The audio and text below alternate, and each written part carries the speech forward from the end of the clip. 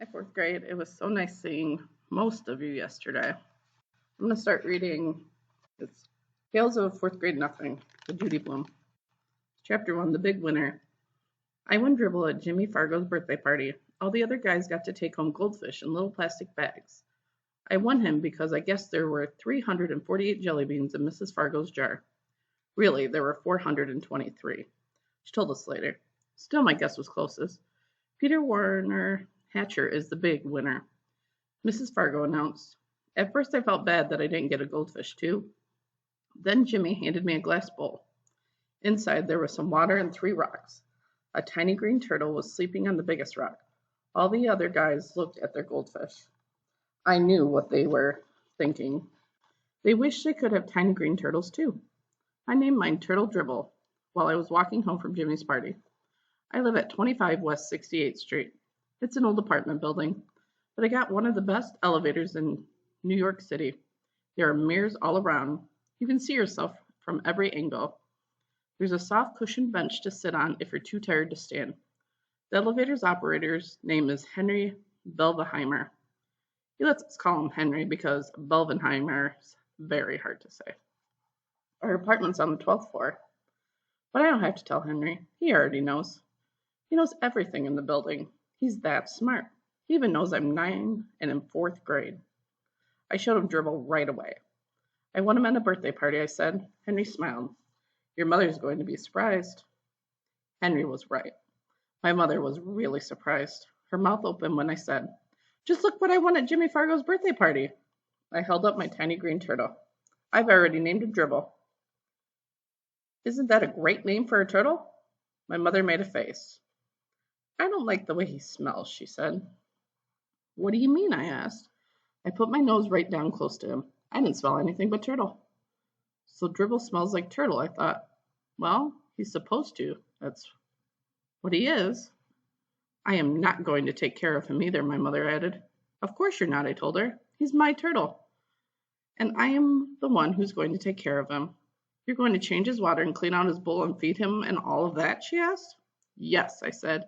And even more, I'm going to see to it that he's happy. This time my mother made a funny noise, like a groan. I went into my bedroom. I put Dribble on top of my dresser. I tried to pet him and tell him he would be happy living with me. But it wasn't easy to pet a turtle. They aren't soft and furry and they don't lick you or anything. Still, I had my very own pet at last. Later, when I sat down at the dinner table, my mother said, I smell turtle, Peter. Go and scrub your hands. Some people might think that my mother is the biggest problem. She doesn't like turtles, and she's always telling me to scrub my hands. That doesn't mean just run them under the water. Scrub means I'm supposed to use soap and rub my hands together. Then I got to rinse them and dry them. I ought to know by now, I've heard it enough. But my mother isn't the biggest problem. Neither is my father. He spends a lot of time watching commercials on TV. That's because he is in advertising business. These days, his favorite commercial is the one about Juicio. He wrote it himself.